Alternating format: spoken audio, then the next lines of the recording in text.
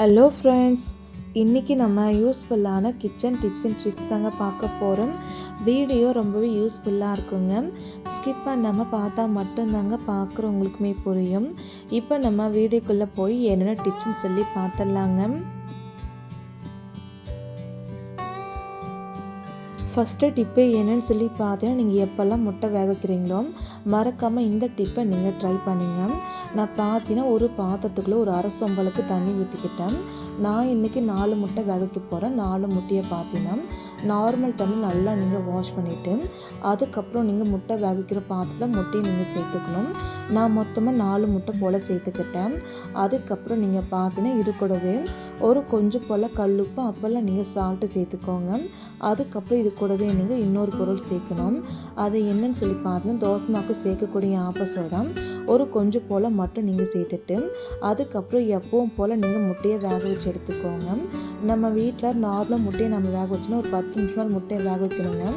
ஆனால் நம்ம சோடா சேர்க்கறதுனால சீக்கிரமாக முட்டை வெந்துடும், அழகாக ஓடுமே கலந்து வந்துடுங்க.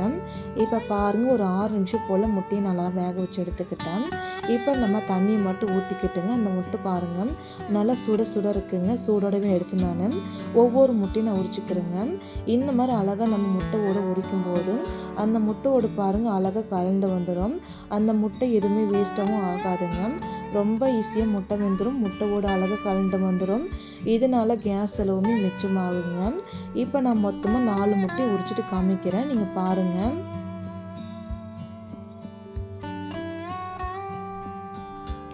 அவள்தான் பாருங்கள், முட்டை ஃபுல்லாகவே நம்ம உரிச்சாச்சு.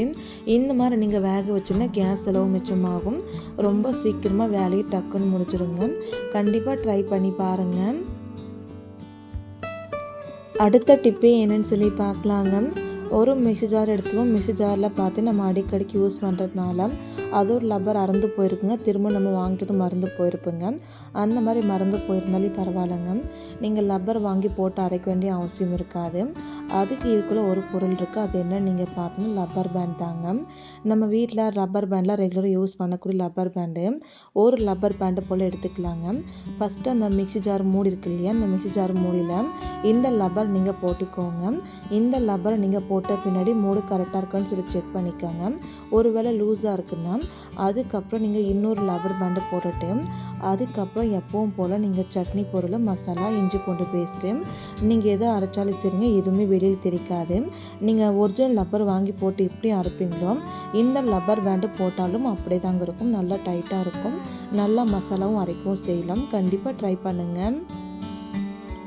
அடுத்த டிப்பு என்னன்னு சொல்லி பார்க்கலாம். உங்கள் வீட்டில் 10 ரூபா விம் சோப் இருந்துட்டா போதுங்க, 3 மாதத்துக்கு பிரச்சனையே கிடையாது. அது எப்படின்னு சொல்லி பார்க்கலாம். ஃபஸ்ட்டு இந்த சோப்பு கவரை நம்ம பிச்சு எடுத்துக்கலாங்க.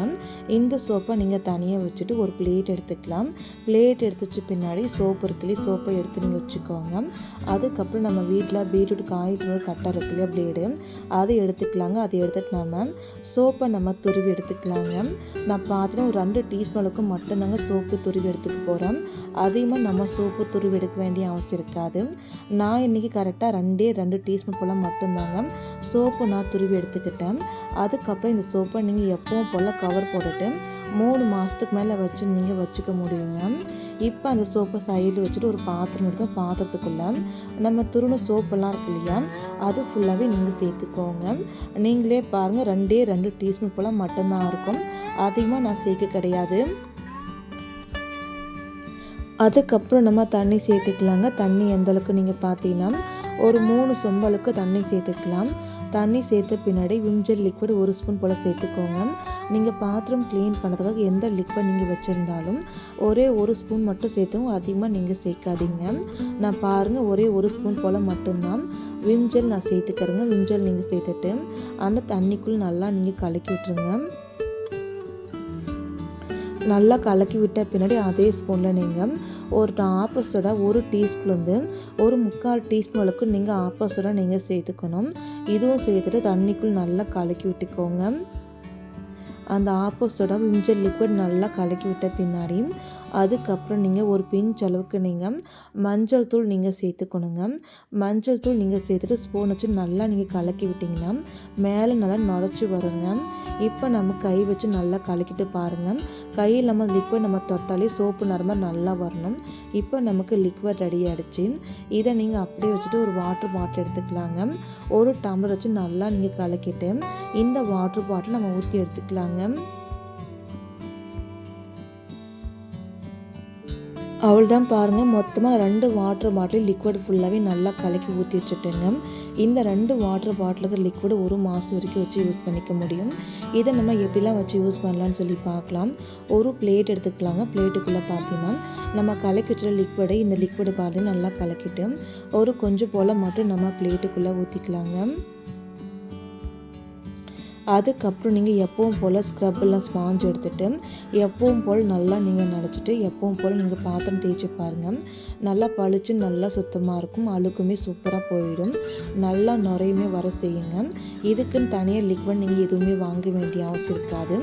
இந்த மாதிரி நீங்கள் செஞ்சு வச்சுட்டு நிறைய காசு நீங்கள் மிச்சப்படுத்தலாங்க. அது மட்டும் இல்லாமல் வேலையும் டக்குன்னு முடியும். இப்போ பாருங்கள், லைவ்லேயே உங்களுக்கு காமிச்சிட்ருக்கேன் எந்த அளவுக்கு சூப்பராக நுரை ஃபுல்லாக வந்திருக்குன்னுட்டு.